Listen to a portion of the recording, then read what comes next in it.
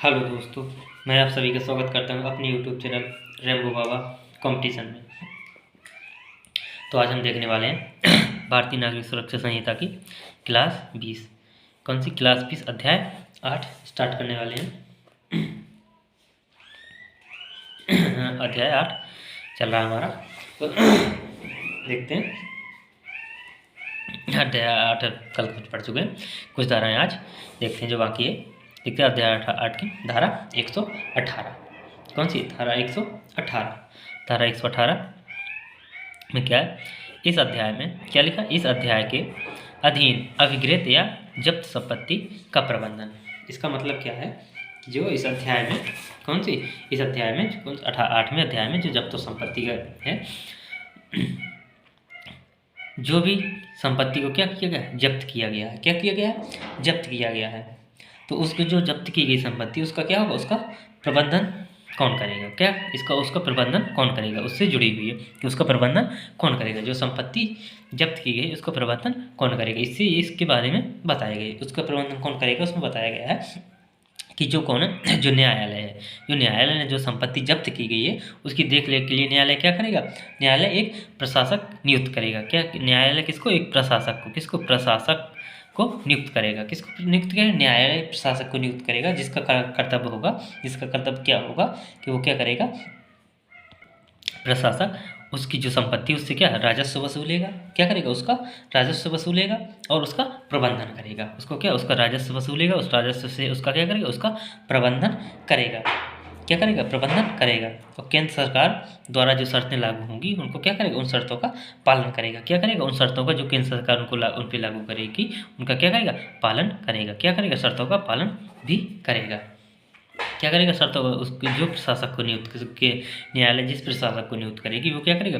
उससे जो राजस्व मिलेगा उसको राजस्व की प्राप्ति करेगा। उस राजस्व से उसका क्या करेगा? उसका प्रबंधन करेगा उन वस्तुओं का, और जो केंद्र सरकार के जो और भी नियम होंगे उनका क्या करेगा? पालन करेगा। चलिए देखते हैं धारा नेक्स्ट। धारा 119। धारा कौन सी? धारा 119। धारा 119 में क्या है? संपत्ति की जब्ती की सूचना। किसकी? संपत्ति की जब्ती की सूचना। इसका मतलब क्या है?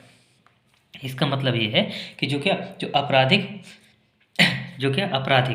कार्यों में जो आने वाली संपत्ति है, जो कि आपराधिक कर्तव्य या अपराध करने के लिए जो काम में लाई जाती है संपत्ति, उसमें उसको जब्त करने के बारे में बताया गया। जैसे कोई भी संपत्ति है,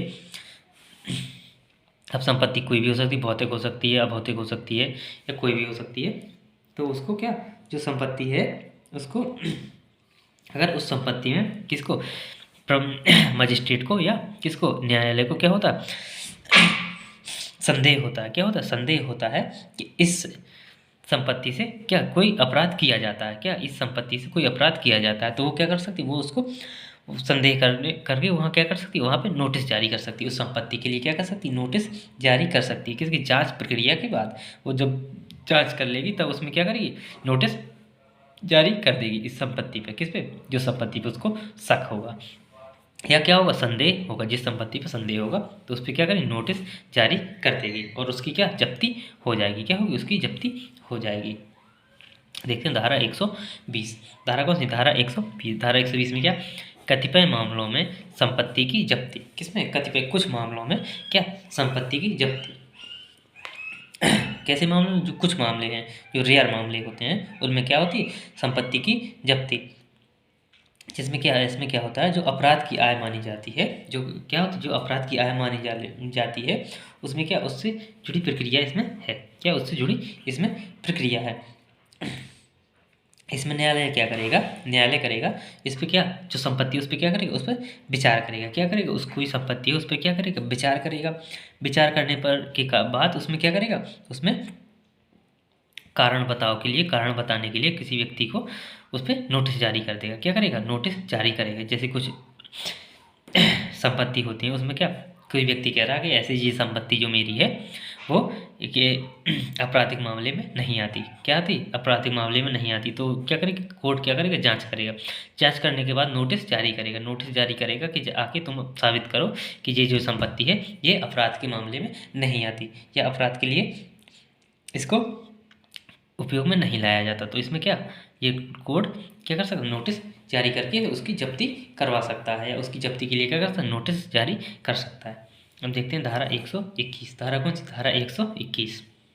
इसमें क्या, जब्ती के बदले जुर्माना। क्या, जब्ती के बदले जुर्माना। जब किसी व्यक्ति को जब्ती या होती है या उसको होती है तो उसको क्या होता है, उसको बोलने का पूरा मौका दिया जाता है। क्या किया जाता है, उसको सुनवाई करने का पूरा मौका दिया जाता है। उसमें क्या होता है, यदि व्यक्ति को क्या करता है, अगर व्यक्ति को जब्ती नहीं करवानी और वो क्या करता है, जुर्माना देने के लिए तैयार है, क्या करता है, वो जुर्माना देने के लिए तैयार होता है, तो उसको क्या, जब्ती के बदले उसे जुर्माना दिया जाएगा। क्या होगा, वो पेश हो जाएगा और जो जुर्माना होगा वो दिया जाएगा, जिसमें ये बताया गया। अब देखते हैं धारा नेक्स्ट, धारा 122। धारा कौन सी, धारा 122। कुछ अंतरणों का अमान्य और शून्य होना। क्या, कुछ अंतरणों का अमान्य और शून्य होना।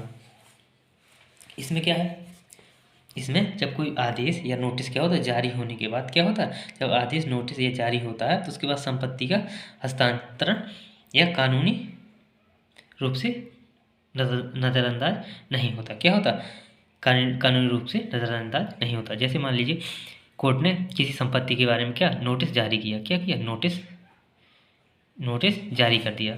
अब इस जो नोटिस जिस संपत्ति के बारे में जारी होगा तो वो संपत्ति क्या, कोई व्यक्ति क्या अंतरण मतलब क्या होगा, नज़रअंदाज नहीं करेगा, क्या, या निगलेक्ट नहीं करेगा। क्या कर नहीं करेगा, नज़रअंदाज नहीं करेगा। उसको जब नज़रअंदाज नहीं करेगा तो ऐसी में संपत्ति में क्या, जब्त कर ली जाती है। क्या हो जाती है, इस संपत्ति को क्या कर लिया जाता है, जब्त कर लिया जाता है। और क्या कर लिया जाता है, उस संपत्ति को जो उसको दोबारा उसको वापस नहीं किया जाता। क्या नहीं किया जाता, दोबारा उसका हस्तांतरण शून्य हो जाता है। क्या, शून्य मतलब दोबारा वापस नहीं किया जाता। उस संपत्ति को जिसके बारे में नोटिस जारी कर दिया गया उसको नज़रअंदाज ना करके उसको क्या करते हैं, उसको जब्ती उसको शून्य कर देते हैं, उसको का हस्तांतरण शून्य कर देते हैं। उसको जो भी भेजेगा ये मेरी है, उसको वापस नहीं दी जाएगी। क्या नहीं दी जाएगी, संपत्ति वापस नहीं दी जाएगी।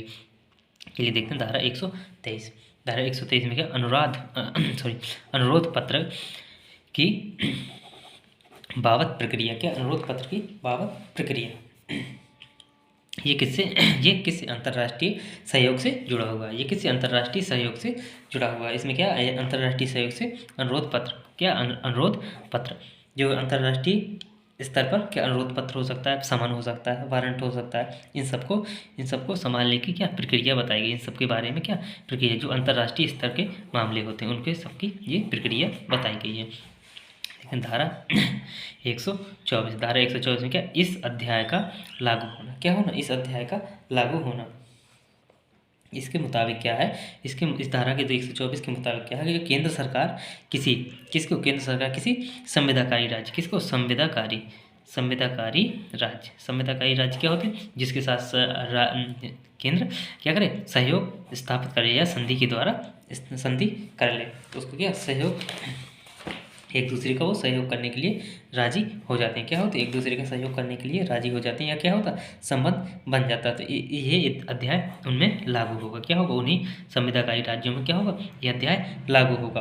और इस अध्याय की बाकी इसमें क्या शर्तें होंगी, और जो भी शर्तें होंगी इस अध्याय को आवेदन करने के लिए जो शर्तें हैं, उसकी जो अर्हताएँ हैं, उसकी जो योग्यताएँ हैं, वो सब क्या है, वो सब चीज़ इसमें क्या बताएंगे, इस अध्याय में, इस धारा में बताएंगे कि इस अध्याय की अर्हताएँ क्या क्या हैं, इस अध्याय क्या अर्हताएँ क्या क्या हैं, और इसमें क्या कर सकती है। इसमें जो केंद्र सरकार होती है, केंद्र सरकार क्या होती है, वो अपने राज्यपत्र में क्या कर, राज्यपत्र में जारी करके अपनी अर्हताएँ वगैरह और ये सब प्रक्रिया क्या कर सकती है, बता सकती है। क्या कर सकती है, बता सकती है। किसमें, अपने राजपत्र में। किसमें, राजपत्र में ये सब चीज़ें बता सकती है। किसी को अगर कोई ऐसी संधि वगैरह करनी है तो ये क्या कर सकती है, राज्य सरकार उसको बता सकती है, केंद्र सरकार उसको क्या कर सकती है, राजपत्र में बता सकती है। तो थैंक यू दोस्तों, जानकारी अच्छी लगी तो प्लीज़ लाइक और सब्सक्राइब जरूर करिएगा।